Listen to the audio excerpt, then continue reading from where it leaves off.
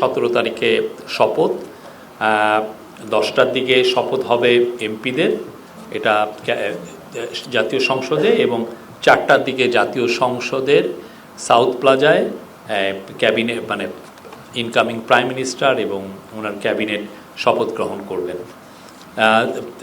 Foreign minister এই মিটিংয়ে জানান যে সার্কভুক্ত দেশ যেটা 7টি দেশ আছে তাদের সব ফরেন মিনিস্টারদেরকে ইনভাইট করা হয়েছে, এবং অ্যাট দ্য সেম টাইম কাতারের ফরেন মিনিস্টারকে ইনভাইট করা হয়েছে।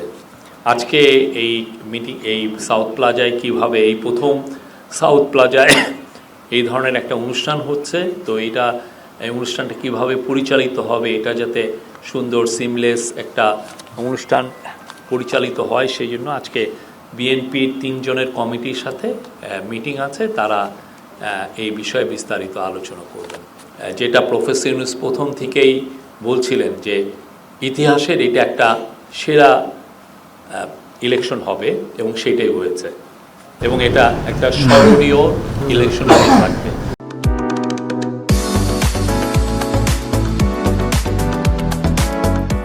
আর ক্যাবিনেটের শেষ বক্তব্য রাখেন চিফ অ্যাডভাইজার, আবার সবাই তার কলিগদেরকে ধন্যবাদ দেন, এবং উনি বলেন যে ওনার লাস্ট রিমার্কটা ছিল যে we are lucky people who got the opportunity to serve the nation. আরেকটা বিষয়, পোস্টাল ব্যালটের কথা আলোচনা হয়, এবং বিশেষ করে আমাদের ডায়াসপোরা ভাই বোনরা যারা খুব ভালোভাবে পার্টিসিপেট করেছেন, এবং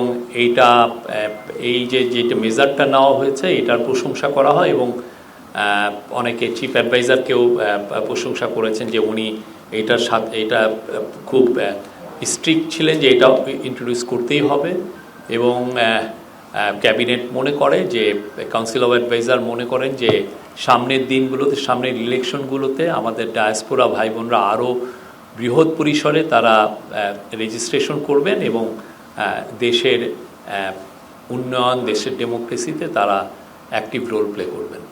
এটা 61তম ক্যাবিনেট মিটিং ছিল, রেগুলার উইকলি ক্যাবিনেট মিটিং।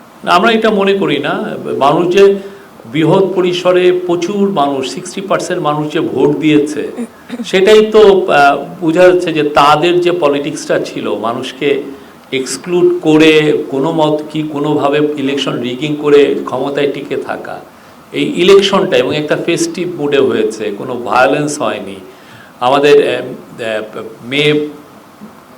আমাদের নারীরা খুব বড় পরিসরে তারা ভোট দিতে পেরেছেন, আমাদের মাইনরিটি ভাই বোনরা ভালো ভোট দিতে পেরেছেন। এইটাই হচ্ছে তারা যে পলিটিক্সটা করেছে এত বছর, সেটার প্রতি এক ধরনের আমি বলবো যে তাদের অনাস্থা প্রকাশ, তাদের প্রতিবাদ।